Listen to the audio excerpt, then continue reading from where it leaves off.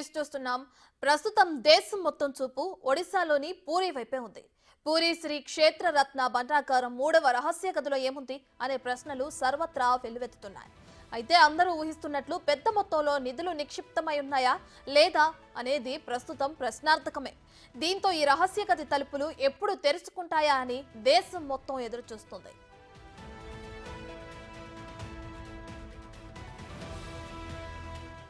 అయితే ఎట్టకేలకు ఎదురు చూపులకు ఈ రోజే తెరపడనుంది. రహస్య రత్న భండాగారం తలుపులు ఈ రోజు తెరుచుకోనున్నాయి. దీనికి ముహూర్తాన్ని కూడా ఫిక్స్ చేసింది ఒడిశా ప్రభుత్వం. ఈ రోజు ఉదయం 9:51 నుంచి 12:15 వరకు శుభముహూర్తంగా నిర్ణయించింది ప్రభుత్వం. దీంతో ఒడిశాలోని పూరి శ్రీ క్షేత్రరత్న భండాగారం రహస్య గదుల్లో ఏముందో తెలుసుకోవడానికి దేశం మొత్తం ఆసక్తిగా ఎదురుచూస్తుంది.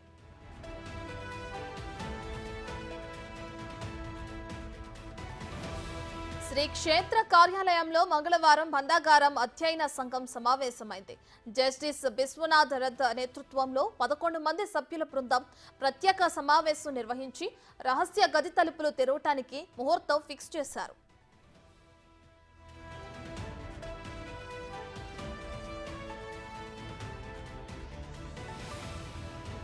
అయితే ఈ నెల 14వ తేదీన భండాగారంలోని తొలి 2 గదుల్లో ఉన్న పురుషోత్తముని సంపదను బయటకు తీసి స్ట్రాంగ్ రూమ్కు పెద్ద పెద్ద పెట్టెల్లో పెట్టి తరలించారు అధికారులు.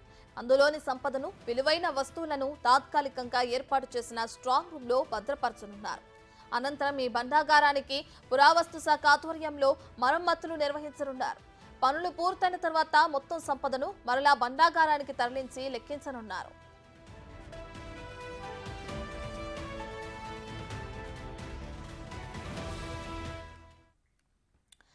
ఇదే అంశానికి సంబంధించి మరింత సమాచారాన్ని మా ప్రతినిధి ఢిల్లీ నుంచి శివ లైవ్ లో అందిస్తారు.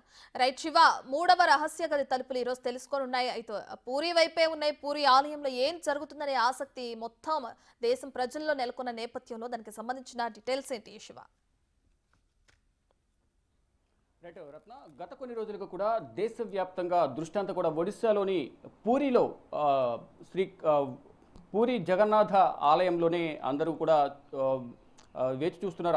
ఆలయంలో ఏముంది అనే దానిపైన అందరూ ఆసక్తి నెలకొంది. అందరూ కూడా ఉత్కంఠగా ఎదురు చూస్తున్నారు. ఈ నెల 14వ తేదీన గత వారం 2 గదుల్లో ఉన్న నిధులను, నిక్షిప్తాలను కూడా పెట్టెల్లో తరలించి ఒక స్ట్రాంగ్ రూమ్లో భద్రపరిచారు. దాదాపు 6 పెట్టెల్లో, అంటే మొత్తం 15 పెట్టెలు నిర్మించడానికి తయారీకి కార్మికులకు ఆర్డర్ ఇచ్చినట్లుగా కూడా తెలుస్తుంది. 11 మంది సభ్యుల బృందం ఆలయంలోని గదులను తెరిచి లోపల ఏముంది అని తెలుసుకోవడానికి ఒక బృందాన్ని కూడా ఏర్పాటు చేసింది ఒడిశా ప్రభుత్వం. దానిలో భాగంగా ఒక రిటైర్డ్ జడ్జి ఆధ్వర్యంలో 11 మంది సభ్యుల బృందం ఈ ఆలయంలోని గదులలో ఎటువంటి నిధులు ఉన్నాయి, ఎంత వాల్యూ ఉంటుంది ఇవి నిధుల విలువ అనే దానిపై కూడా అంచనా వేయడానికి ఒక బృందాన్ని ఏర్పాటు చేశారు. ఆ బృందం గత వారం 14వ తేదీన 2 గదులను ఓపెన్ చేశారు. సమయం మించిపోవడంతోనే, అంటే 5:20 వరకు మాత్రమే ఆ 2 గదుల్లో ఉన్న నిధులను, బంగారాన్ని, వజ్రాలను, కిరీటాలను అన్నింటినీ కూడా ఒక చెక్కపెట్టె లాంటి పెట్టెల్లో 6 పెట్టెల్లో, అంటే ఒక్కొక్క పెట్టె పొడవు 4.5 అడుగులు, వెడల్పు 2.5 అడుగులు, ఎత్తు 2.5 అడుగుల పరిమాణంలో ఈ పెట్టెలను తయారు చేయించారు. మొత్తం 15 పెట్టెలకు ఆర్డర్ ఇచ్చిన నేపథ్యంలో గత వారం 6 పెట్టెలను మాత్రమే కార్మికులు తయారు చేసి ఇచ్చారు. మళ్ళీ ఇప్పుడు మరికొన్ని పెట్టెలు కూడా ఇచ్చినట్లుగా తెలుస్తుంది. వాటిలోనే ఈ పూరి జగన్నాథుని ఆలయంలో ఏదైతే రత్న భండాగారం ఉందో, శ్రీక్షేత్ర రత్న భండాగారంలో ఆ రహస్య గదుల్లో ఉన్న నిధులను లెక్కించడానికి వాటిని వేరే స్ట్రాంగ్ రూమ్లోకి ఇప్పటికే 2 గదుల్లో ఉన్న నిధులను, నిక్షేపాలను తరలించారు. ఇక 3వ రహస్య గదిలో ఏముంది, అందరూ ఊహించినట్లుగానే పెద్ద మొత్తంలో నిధులు, నిక్షేపాలు దానిలో దాగి ఉన్నాయా అనే దానిపై కూడా అందరూ ఉత్కంఠగా ఎదురు చూస్తున్నారు. గత కొన్ని రోజులుగా ఒకవైపు పూరి జగన్నాథుని రథయాత్ర కొనసాగుతూ ఉంది. దానికి సంబంధించి భక్తులు వేల సంఖ్యలో హాజరవుతూ ఉన్నారు.